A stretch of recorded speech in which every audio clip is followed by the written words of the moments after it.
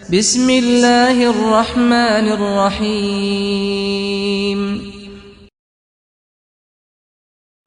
अस्सलाम वालेकुम बेटा, आज हम ये जनरल एंट्री का क्वेश्चन नंबर 2 करेंगे। अच्छा, वो कह रहा है May 1 commenced business with cash ₹5 लाख, goods purchase from Tanveer on credit 20,000, purchase typewriter from Muzammil 20,000, cash sales to Rahim 12,000, paid salary to clerk 6,000।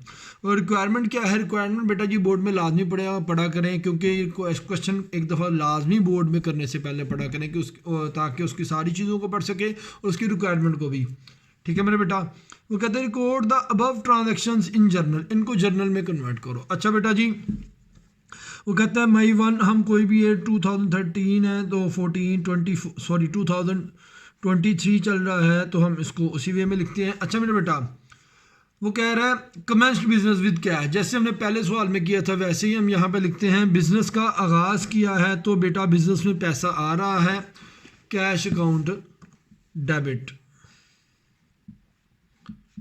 Cash account debit लिखेंगे। और ये ट्रांजैक्शन हो रही है जी मई 1 2023, कैश अकाउंट डेबिट करेंगे मेरा बेटा। अब कैश आ रहा है जी 5 लाख से, अब यही पैसा बिजनेस का सरमाया है, तो मेरा बेटा कैपिटल अकाउंट क्रेडिट हो जाएगा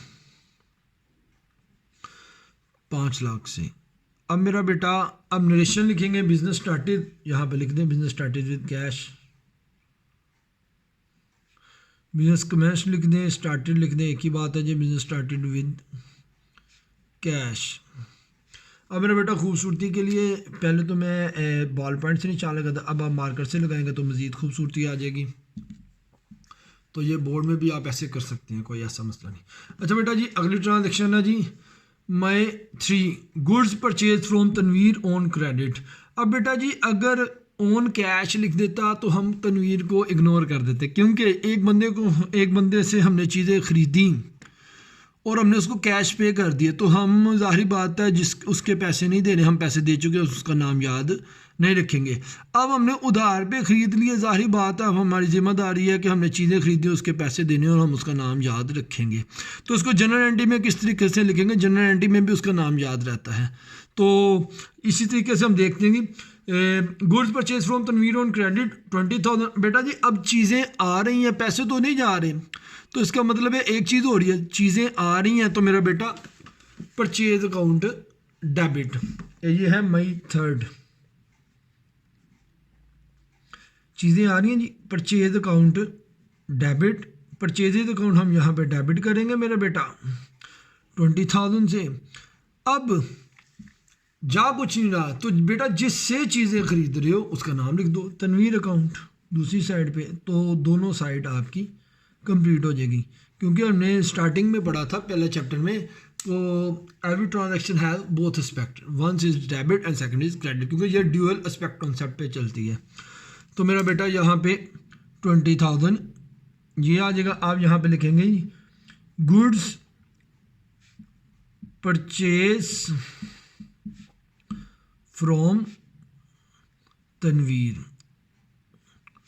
ये लिख दें और उसके बाद आप यहाँ पे लाइन लगा दें। अच्छा मेरा बेटा अगला है, वो कह रहा है परचेज टाइपराइटर फ्रॉम मुजम्मिल, आपने मुजम्मिल से टाइपराइटर ख़रीदा 20,000 का। अब बेटा जी मैंने कहा था कि जब गुड्स परचेज होंगे तो परचेज के नाम से, और जब नाम आ गया चीज़ का, एसेट है, तो फिर हम उसके नाम से लिखेंगे।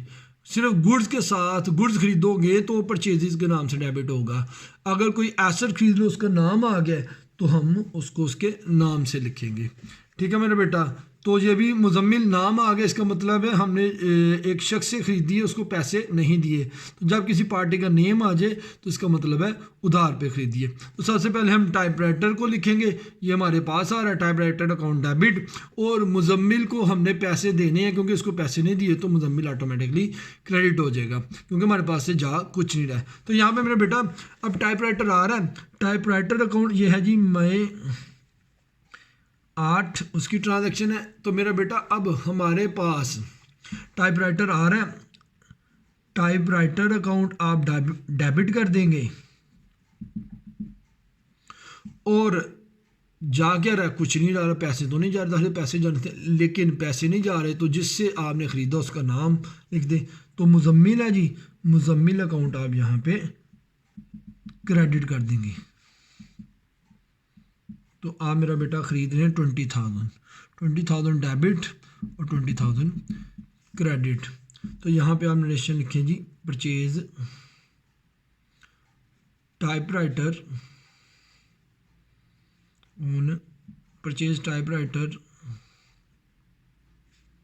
ऑन क्रेडिट, या लिख दें purchase typewriter from Muzammil.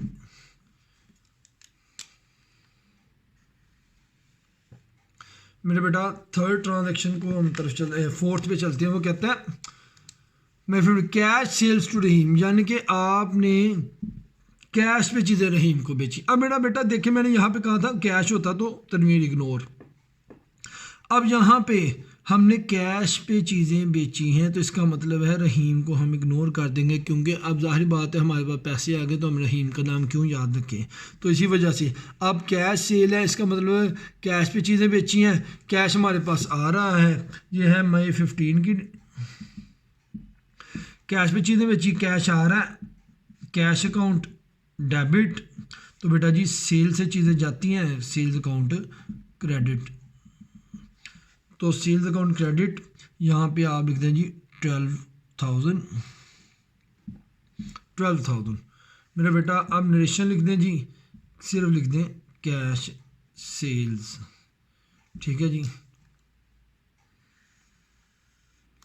Last transaction है जी, वो कह रहा है पेड सैलरी टू क्लर्क, हमने सैलरी पे की है क्लर्क को।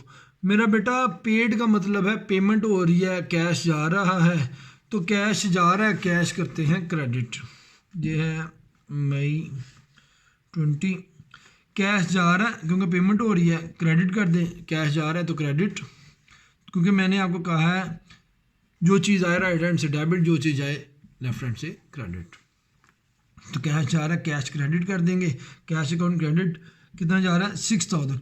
अब मेरा बेटा कैश जा क्लर्क को जा, लेकिन असर में ये तो सैलरी, एक बंदा हमारे पास काम करते हैं, हम कैश क्रेडिट कर देंगे और क्लर्क लिख देंगे, क्लर्क हमारा डेटर तो नहीं है, ठीक है जी, ओ सॉरी क्रेडिटर तो नहीं है, हमने उससे कोई चीज़ नहीं खरीदी, वो हमारा वर्कर है। तो मेरा बेटा हम सैलरी एक एक्सपेंस है, तो ये रीज़न है बेसिक सैलरी, जैसे ऊपर वाले क्वेश्चन में हमने पढ़ा था रेंट एक्सपेंस है, ठीक है। तो मेरा बेटा कैश जा रहा है, कैश अकाउंट क्रेडिट किस वजह से जा रहा है, सैलरी की वजह से जा रहा है, तो सैलरी अकाउंट आप कर देंगे डेबिट 6,000 से, यहाँ पे लिख दे पेड सैलरी, तो ये आपकी नरेशन हो जाएगी।